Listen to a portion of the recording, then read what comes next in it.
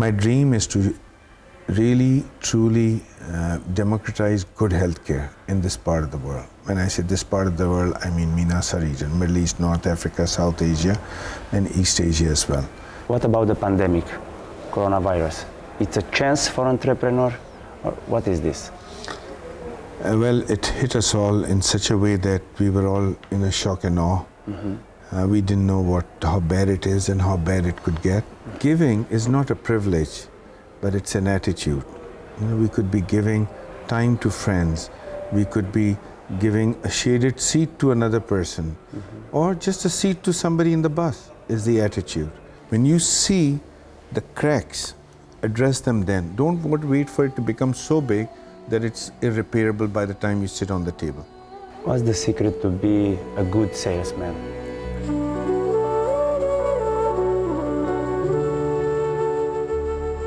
Hello, Mr. Raza. It's a great honor for me to meet you here.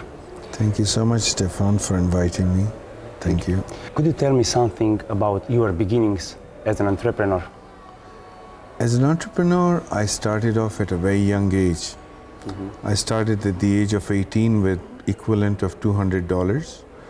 I come from Pakistan, so I started in Karachi in Pakistan with making a tissue box cover and learned how to do printing of that. So I invested in a small mold, went to an injection molding factory and told them to inject this for me.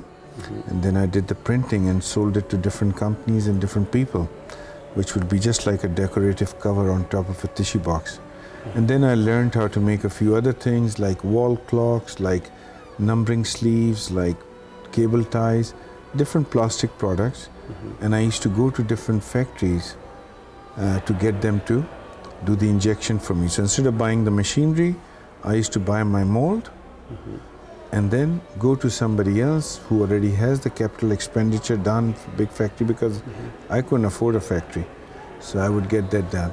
And that's how I started, and I continued with some business related to air conditioning, went into manufacturing of that, and learned on my way and started to learn how to build businesses. You were so young, 18 years old, when you started. How did you have the courage to do business? It was definitely a bit of courage, a bit of interest, and a bit of necessity. I lost an eye in a car accident when I was 18 years old. And at that point, I was just about to go to university. All my friends went away and I did not have a chance to do that because I was busy trying to take care of my eye. And while I went to London for my eye treatment, I was told that I may lose my other eye as well with a disease called sympathetic ophthalmitis, where a good eye sympathizes with the bad eye. That led to me imagining at the age of 18 that I may be losing an eye or I may be going blind, and I needed to start my life. And I decided to go back and start doing whatever I can to stand on my own 2 feet and started my business. I had very little capital, but I started. What's about your future business, not about your first business? When I started off business, that's exactly around the same time I started philanthropy. I did not have much to give. As you can tell, my capital was $200. I started with giving blood, which everyone has. You don't need money to give blood. But the good thing is that if you have an attitude of giving, it stays with you or develops with you for the rest of your life. A lot of time I share with people and my friends that giving is not a privilege, but it's an attitude. We could be giving time to friends. We could be giving a shaded seat to another person, or just a seat to somebody in the bus is the attitude. So giving is an attitude. While I started my giving, I started to build a lot with Blood Foundation. We expanded the Blood Foundation capacity to store blood. We started treatment of hemophilic and thalassaemic patients, and we took that organization nationwide in Pakistan. Later on, I got involved with hospitals. I made a few schools, and I continued to build those organizations, but I didn't understand how to make a global impact, which I learned from a global organization called the Global Philanthropist Circle, founded by David Rockefeller in New York, which is actually led and chaired by Peggy Delaney, who's his daughter, and as the visionary and the founder of the organization as well. And they welcomed me, they taught me a lot, and along with them, I met with an amazing bunch of people. At that time I joined, there were about 60, 70 members around the world who were the family members, part of the organization. And since then I've been involved with them, I've been on their board, we worked together and we launched different organizations and different missions after that. My latest endeavor that I've been working on for last 10 years plus has been to end modern day slavery, job creation, and sustainable economic development. As luck would have, when United Nations announced the SDGs, they put all these objectives into one goal, which is SDG goal number 8. Myself, along with all the friends and people I knew who worked on these agendas, decided to get together and we founded an organization called Global Sustainability Network, which is focused on goal 8 of SDG goals, and which includes, again, ending slavery, job creation, and sustainable economic development. So our future, when you say what my future business is, and now I'm coming back to your question, was not only about doing business, but is about doing business that has triple bottom line, which has social impact, which does not hurt our environment, but does make economic sense. So we do want to do businesses that do make good economic sense, but without hurting the environment while doing some social good. So I have focused on businesses which are hitting the triple bottom line, and one of those businesses I'm focused on is healthcare using technology and innovation. Okay, I have a platform in Romania, educational platform for people. I'm teaching students to make business. How can I convince them to include charity in their lives? Because they don't have enough money, and I'm not able to explain them how important is charity. How should I tell them? That's a very good question. You know, it was a journey I went through over many years to understand how we're living a Robin Hood life. We do business like a ruthless businessman, but then we want to give charity so that we feel good and God forgives us on our day of judgment. However, like you asked me, we could live a life, we could do our business which actually involves social good and economical good. They don't have to be separate. So, giving you an example, there was an old saying, teach man how to fish, you feed him for life. I don't know if you remember that or not. You give man a fish, you feed him for a day. Teach man how to fish, you feed him for life. For life, yes. We grew up learning that. However, now as we have grown, we are beginning to learn that it's not only like that. We taught men how to fish. They became monsters. They did not care about the environment. They would enslave people and do fishing. They would use trawlers and nets and destroy the environment. Yes, we did teach men how to fish, but we turned them into monsters. Now we go back to the drawing board and say, give man a fish, feed him for a day. Teach him how to fish, feed him for life. Teach him how to fish sustainably, you feed the whole village. So now my focus is how to do business with sustainable way. So when you talk to your students and you tell them that no matter what business they do, whether it is automotive, whether it is services, whether it is healthcare, whether it is, fashion, as long as they are keeping an eye on their environmental impact and their social impact while looking at their economic impact, they are doing great. They don't have to have a separate business and a separate charity, but doing business creates economic growth that gives jobs to people, that allows people to pay for their health, education, and society. So encourage them to do business, but incorporate triple bottom line.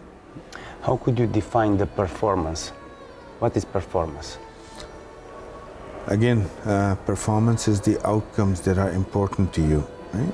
So if you're looking at the KPIs, the key performance indicators on anything, it's up to you to define the KPIs. So if you're talking about a performance of a company or performance of an entrepreneur. So if you're talking about, let's start with entrepreneur. Okay.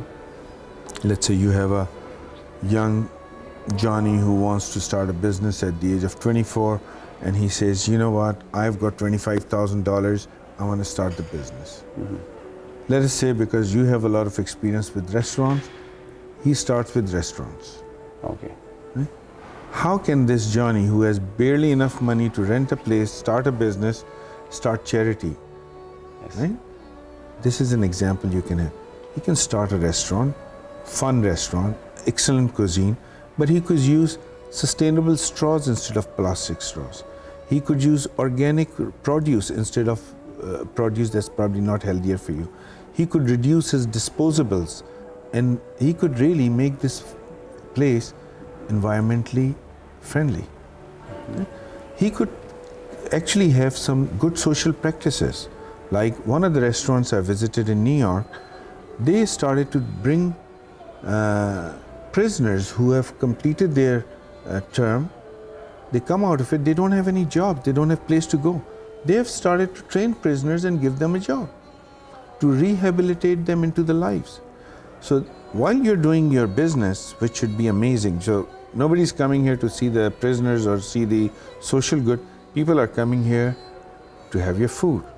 So let main thing be the main thing for your business, whether it's food, whether it's drinks, whether it is a bar, whatever it is. But everything else you do it with a conscience of keeping your elements right. I have a challenge for you. Let's imagine you have only $10,000 to start a business. What would you do? Okay. If I have $10,000 today, Only 10,000. it's a lot. I would first of all give $5,000 to charity, and then I'll be left with $5,000, right? Okay. I would put $4,500 as reserve. I will use my phone and I will start nursing employment business.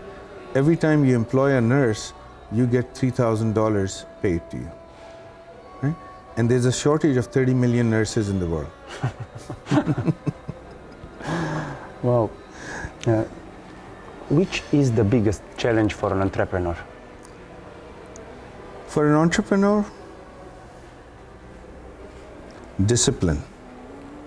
I see a lot of young entrepreneurs nowadays with a lot of ambition, big ideas, big thoughts, big dreams. Well, wait a second. They're not disciplined. A lot of them don't understand discipline. Entrepreneur needs to have a vision. Okay. And then that's the step one.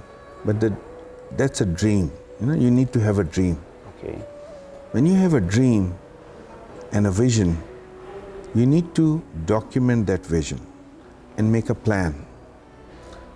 So first is the dream. After that is the plan. The plan. And there's a very famous saying, a dream without a plan is just a wish. It's not a business, right?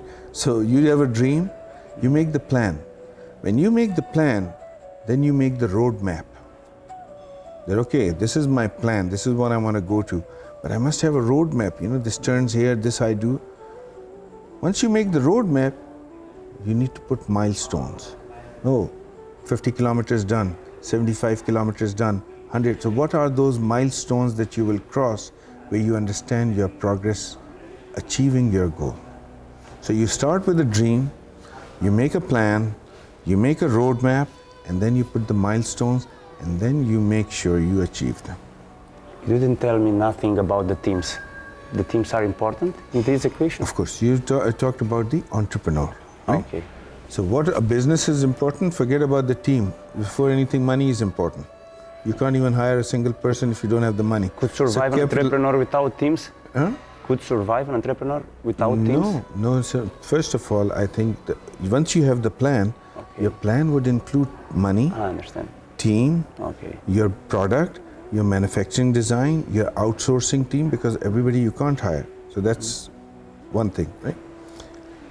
Now, if we go into different verticals, the understanding of business is very important by the entrepreneur, right? Okay.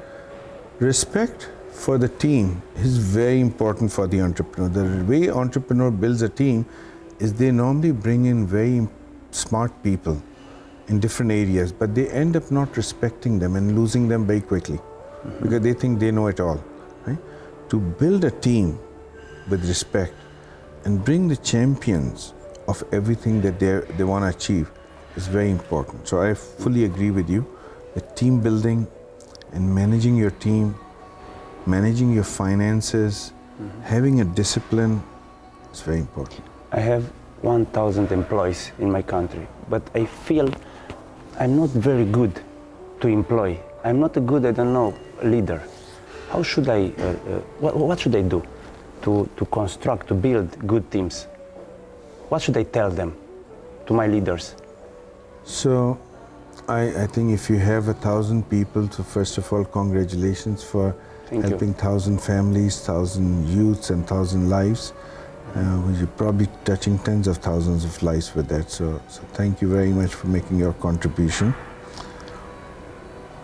I'll give you an example. You brought something very interesting on the table. We were involved with some construction business and I decided to drop everything and move into my labor camp. So they didn't know who I was. So I just went one day after sports, then go home for a few days, straight went to the labor camp and I started to live with the workers in the labor camp area. And there I sat with them and learned from them, having dinner with them, hanging out with them after dinner, that what kind of small problems they have.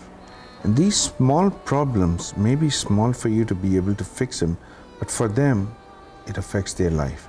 So one of the most important things that you could do is to be able to connect with them on really equal basis. If you are able to connect with your team on equal basis, and which I'm sure you do, that's why you managed to grow so big, you would see that your team was always with you and they bring in even better people along. And they already take out the people who don't work out, they'll be the one protecting you. I understand. What's the difference between a millionaire and a billionaire? What's the difference? The mindset. I don't understand, I really don't understand. I am a millionaire, but I don't understand the billionaire. I am actually moving on to a different philosophy in life, is happiness and not happy life. Right? For some people, they are worth more than $1 billion with just a few $1 million. And there are some billionaires who have a worse life than anyone you can imagine on the street. Right? So if we don't have the true happiness within us, if we don't understand our values and respect our friends and families and society, I think no matter how much money you have, it is not going to suffice. So I think that the future of the world may be more worried and concerned about the serotonin and the oxytocin in our body than just the dopamine which we normally get from achievement, which is great. From being at 20 million to a 50 million to 100 million, it'll give you a lot of dopamine, but giving a hug to your mother is going to give you serotonin. And if you want to be happy, you need to have oxytocin, serotonin, dopamine, and endorphin. Do work out, you know. So combination of that, I think, is alchemy. And if you have a chance, recommend to your youth to read the book Alchemist by Paulo Coelho. What's your favorite book? Paulo Coelho, I would say 3 books that you would definitely recommend to the entrepreneur. So one is understanding what's alchemy. Okay. You know, Is the first. a formula is the first. You understand what's the formula of making gold? And gold may mean when everything comes together, when your house and your home and your children and your family and your wealth and your health and everything is together, it could be gold for one person, which is a formula of gold. For some another person is more money, more cars, more planes, more yachts. Again, so I'm not judging anybody. It could be different for different people, but understand where is your alchemy. Another thing, so that was the dream part. Then you come to the discipline. 7 Habits of Highly Effective People by Stephen Covey. I would definitely say read it the first 5 times and then record it and save it in your mobile. So I have it in my mobile as well. And I do listen to these 7 points over and over again. Very, very important. And I think that's another book that's really worth reading. There's one more book which is a compilation of some old ballads. It's called The Richest Man in Babylon. Yes. And that was also a Balthazar. So that was also a very interesting and small, and the books I'm telling you are small books. I'm not telling you the Sapiens and the others. So these are some of the nice books. And one last book, if I may say, is of Yuval Noah Harari, 21 Lessons of the 21st Century. Definitely read. It's the latest read book. Yes. Can you give me top 3 advices for a beginner as an entrepreneur? Dream big, discipline, and respect. Okay, let's change the topic a little. Sure. It's good to have partners in business or not? That's the only way to grow. If you learn how to have partners in business. If you are not able to be answerable to shareholders, your growth will stop at some point and you may become your own worst enemy. Sometimes my father told me never have partners. It's not good to have partners in business. Times change and the philosophies change. And when you want to cross certain barriers, you realize the whole idea has to change. So when you say you want to go fast, you go alone. You want to go far, you go together. So your choice. You want to go fast or you want to go far? You are not afraid. You are not afraid to be stolen by your partners. Why would I even think that somebody is going to take advantage of me? Because I would never even imagine doing that to anybody. So for me, why is my partner different than me? And of course, follow your heart, but eventually the decision will be made by your agreement. So write down everything you're going to do, be explicit in your agreements, but make sure that agreement never comes out and you never need it, because partners don't cheat every day. It's like a relationship, you know. You can get hurt in relationships. From your teenagers till now, I'm sure you must have had more than one girlfriend. And maybe it didn't work out. So what does that mean? Did you stop trying for that? No. Same is the case when you talk about business. Yeah, I'm not saying that guaranteed you will never have a problem. Yeah, maybe 15-20% you will have a problem. But 8 out of 10 times you won't. Especially, it's very important. The trust is the most important thing in a partnership. And communication and transparency is the foundation of building a trust. You have a doubt, have communication. Not through email, not through WhatsApp. You actually go and talk to your partner and say, you know what, you took out this money for this reason, I do not see the account for it, I don't feel comfortable about it. Say it, don't hold it back. Okay. Same is the case when you see the cracks, address them then. Don't wait for it to become so big that it's irreparable by the time you sit on the table. But I really firmly believe that any organization that has crossed a barrier, look at whether it's Apple, whether it's Google, whether it is Amazon, whether it is Microsoft, they all have partners. They have lots of shareholders. So if you want to cross that barrier, get ready to be open and transparent with everybody. You told me about the relationships. Can a relationship influence the business life?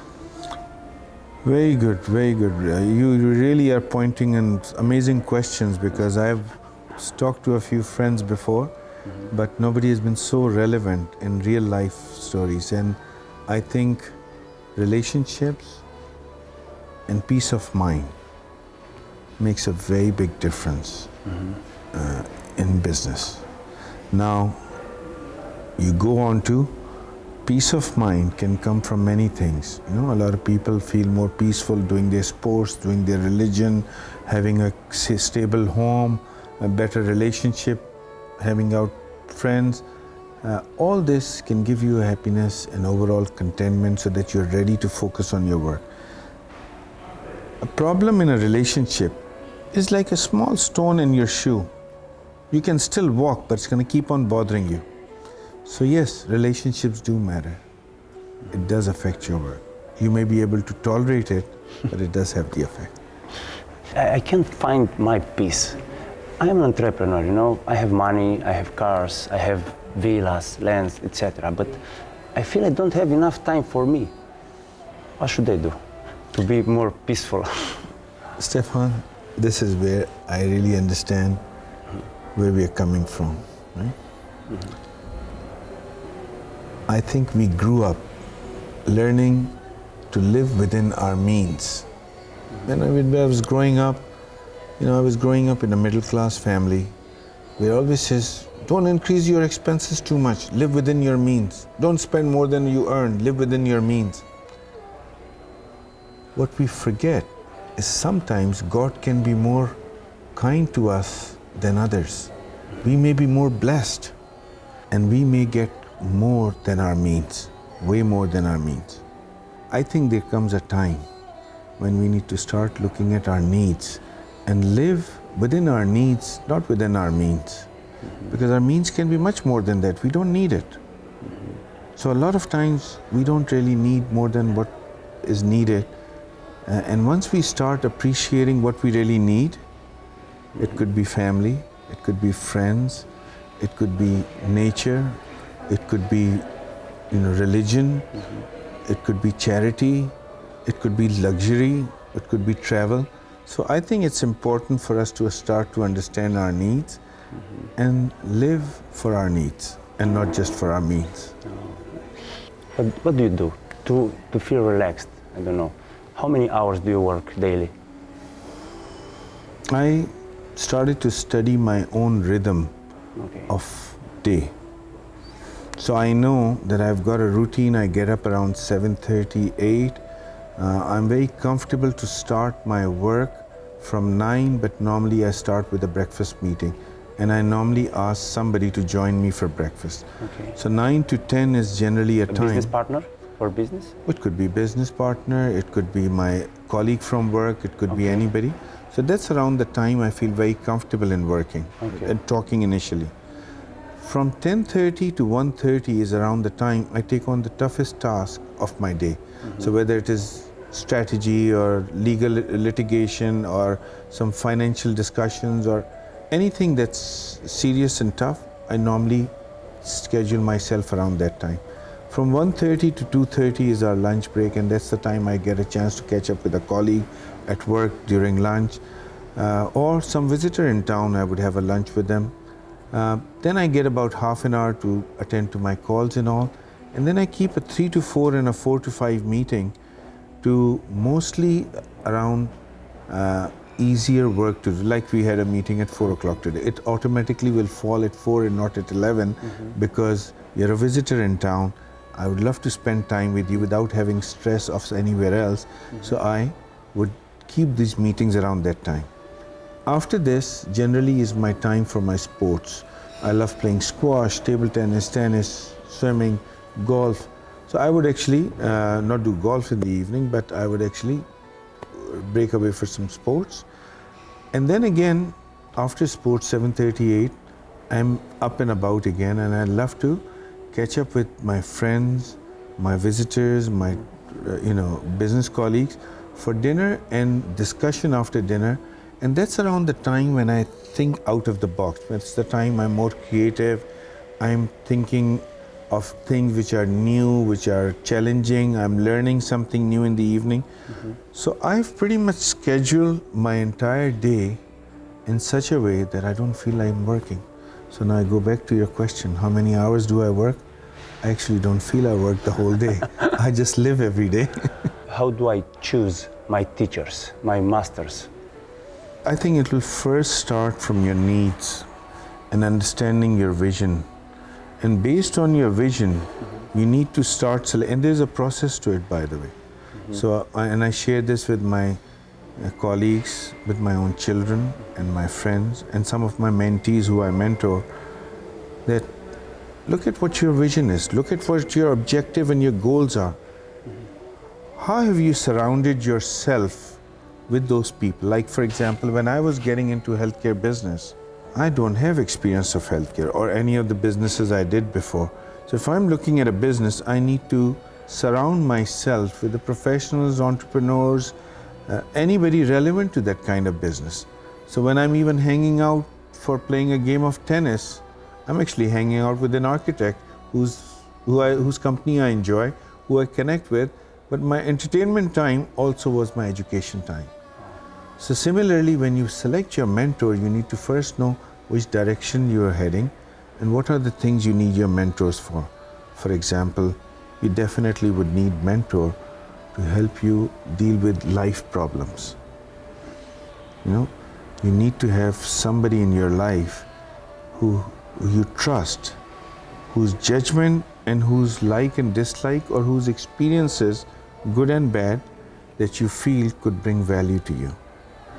There was a time when I was learning about the difference between my problem and my responsibility. Every responsibility I have doesn't become my problem. Like, I have a responsibility towards my children, but their problem is actually their problem, is not my problem. But I, as a father, would have a responsibility towards my child to help him solve his problem. Similarly, it works with your colleagues at work. When you're talking to your colleagues at work, at least I also had that tendency of making everybody's problem my problem and having sleepless nights. Till the time when I realized, in order to grow, I must understand this is me and I need to deal with my problems.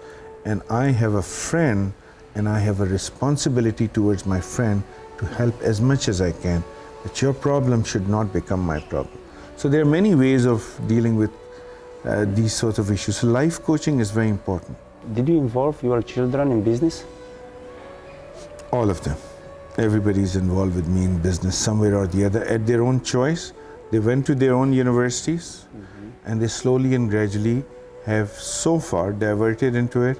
I'm very, very happy that they are in the business, and I'll just be as happy if they choose not to be part of the business, because there are two different roles they have.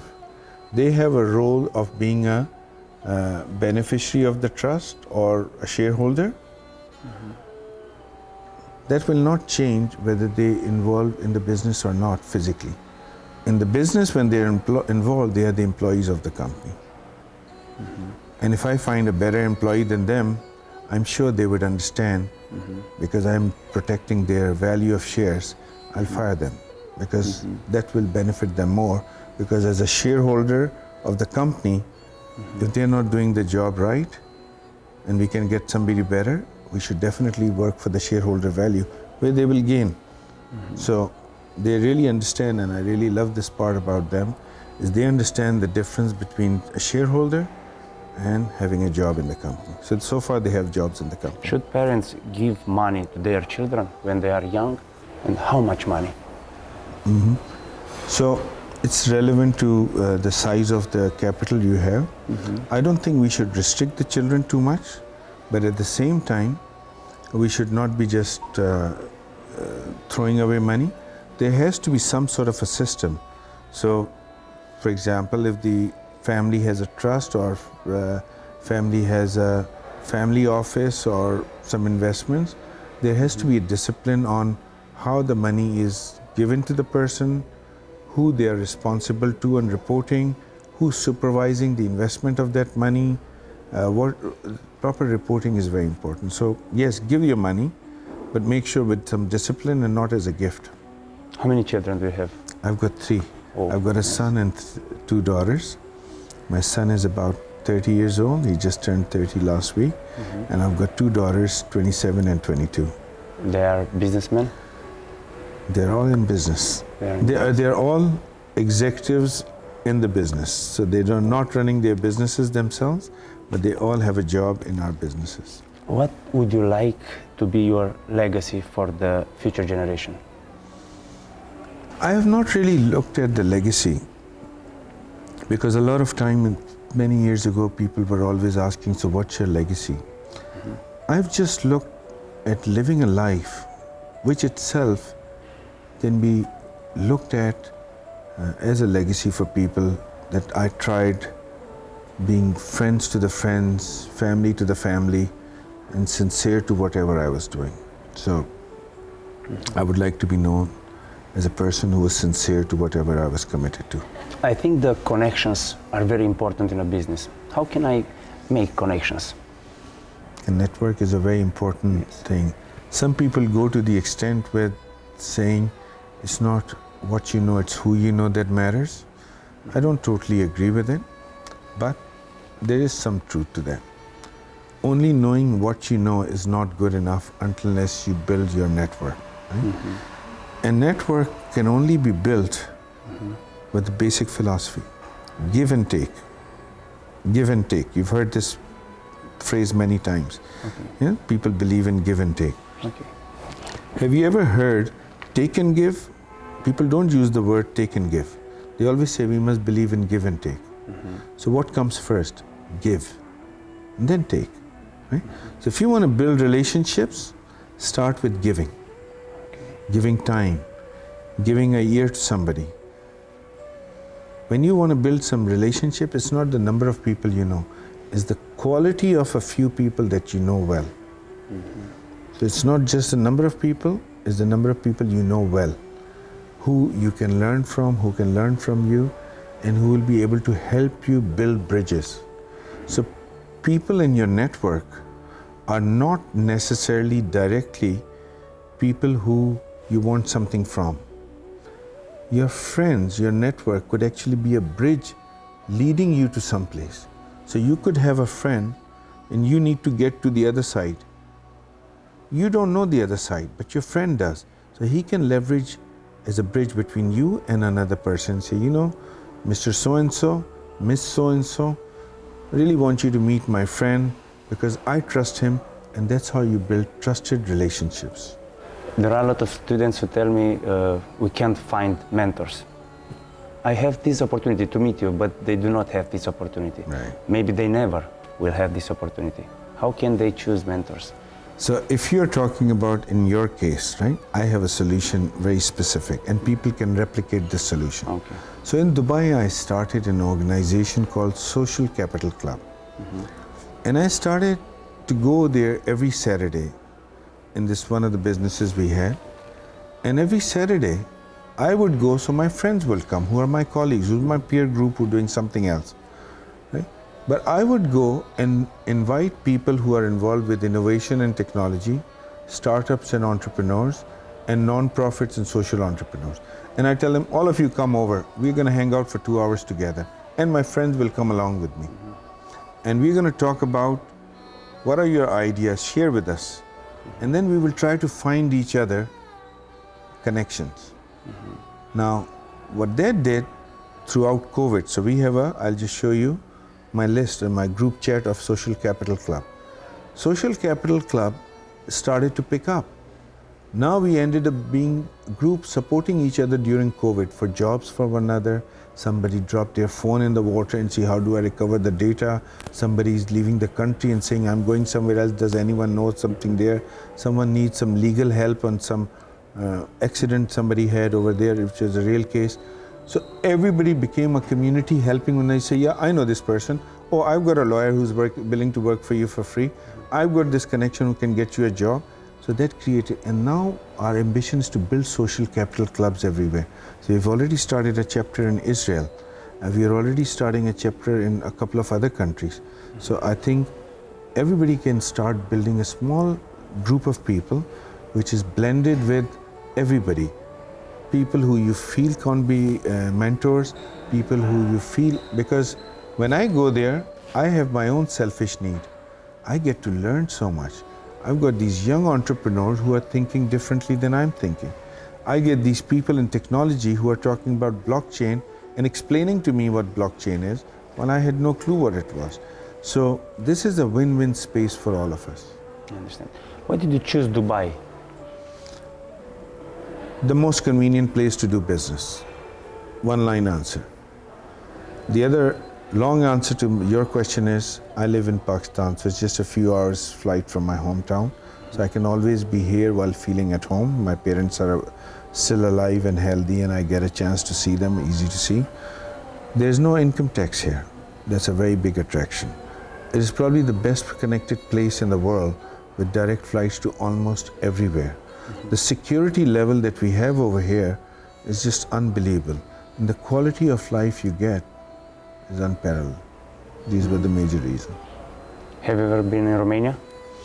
I have not had a chance. I was going to come last year, but unfortunately because of COVID I had to cancel my plan. I'm really looking forward to visiting you in Romania.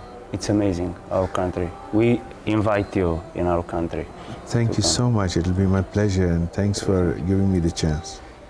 What is happiness for you?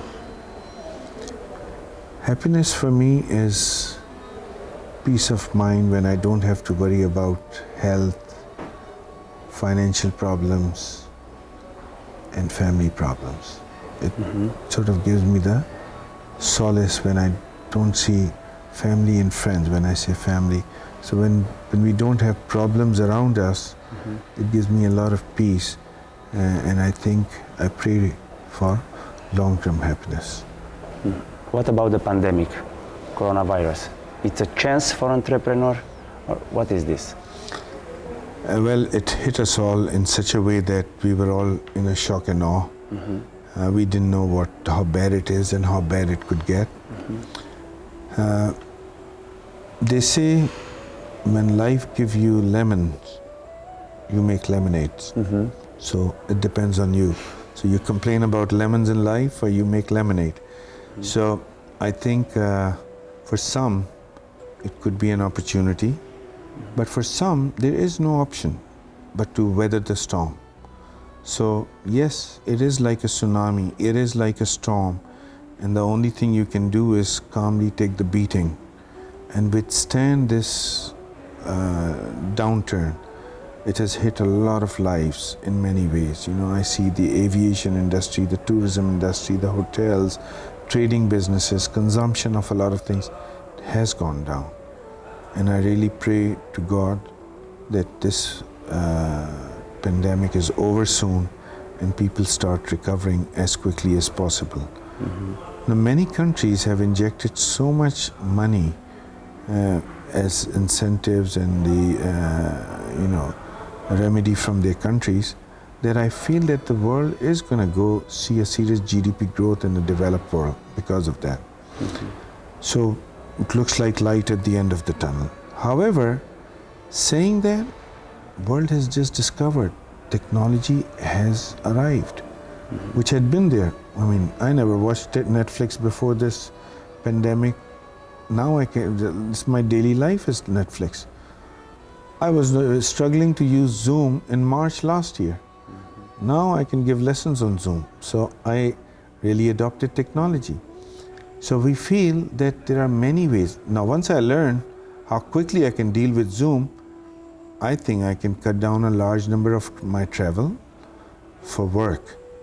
I would still love to travel for my leisure and to meet my friends, but for a lot of my work meetings, I've learned very effectively how to use Zoom, how to use the presentation during a Zoom. As a matter of fact, there are times I'm sitting in the same room and I tell people, yes, guys, can you guys get on Zoom because I need to see everybody's books. I don't want to look into books with each other. So I think our work life is going to change.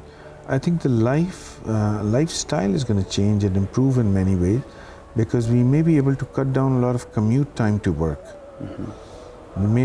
We've started the companies that never believed that their workers worked outside the office have started to believe that now, because they realize that even if they were working from home, their efficiency didn't drop that much. So a lot of times I think we are now accepting the fact that technology is changing the way our future is, and pandemic is changing in some ways for better how our future looks.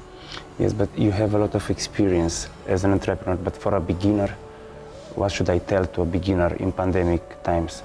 To learn, to repeat, I don't know, what should a beginner do? Conserve cash, don't spend more than necessary. Number 2, don't launch new initiatives which are not relevant to that particular advantage during that area.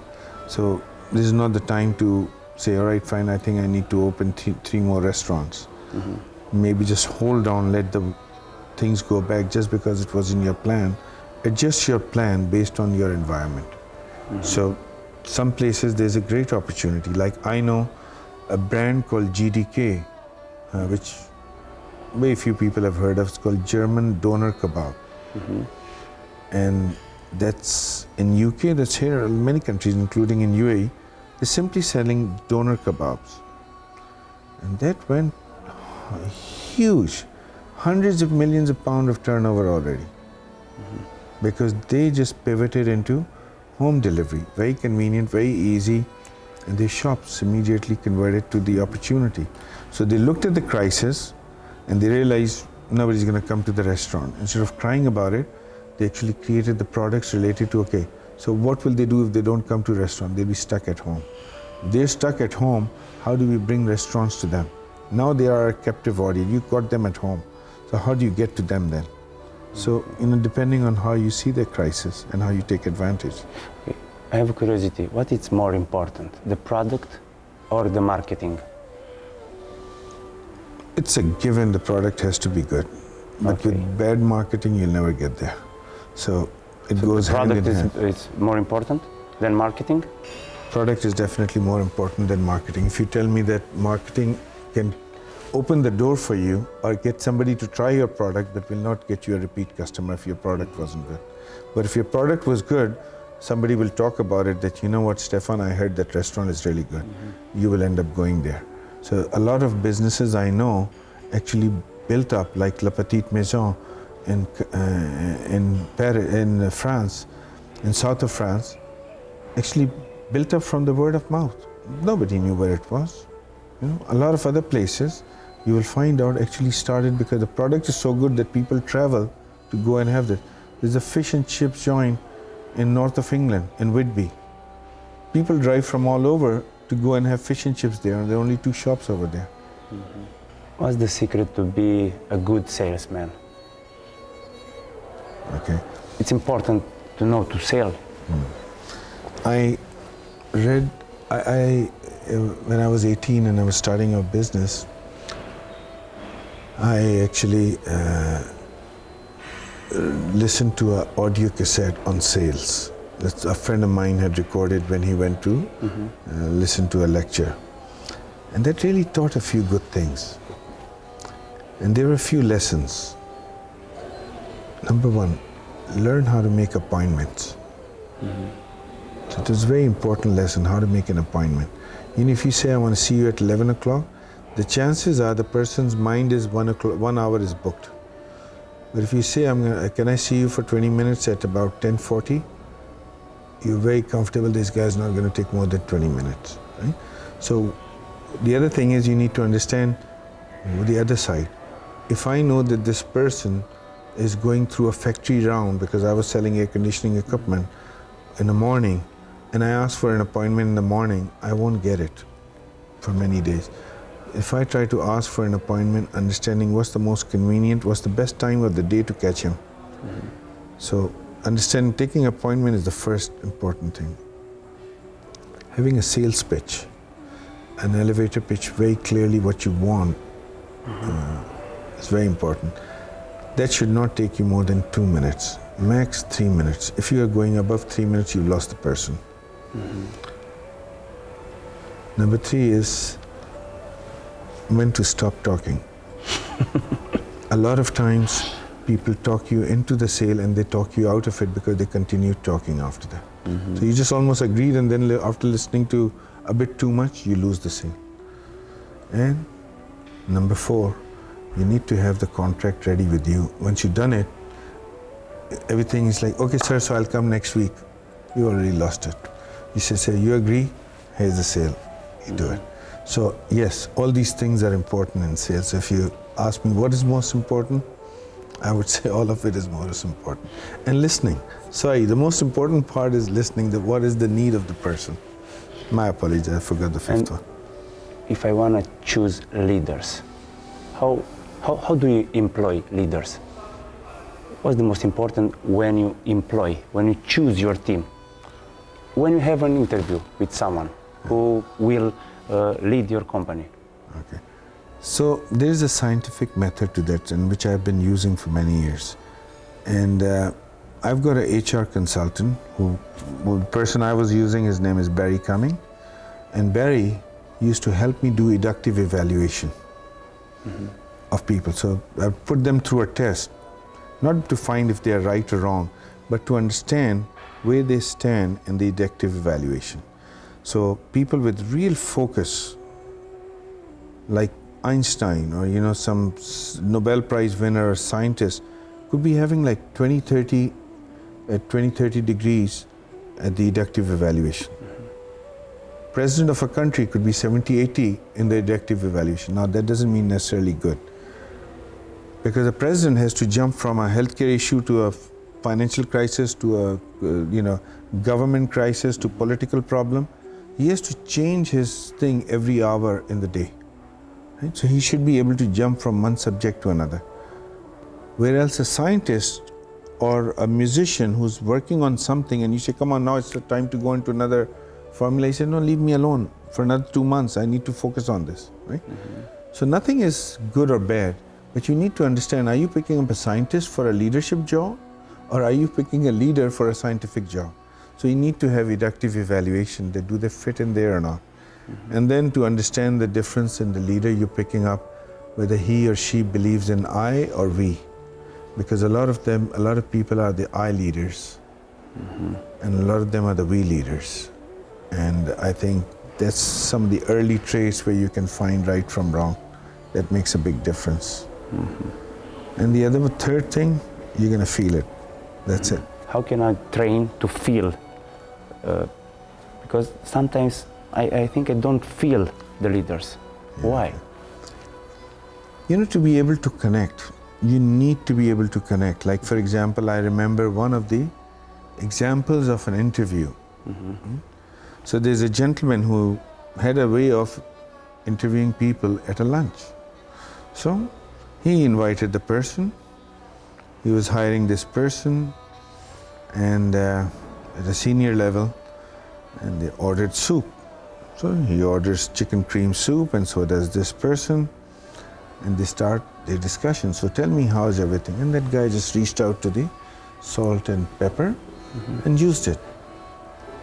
And that guy failed him in the interview, because he says, you did not even taste it. How did you know there's less salt in it?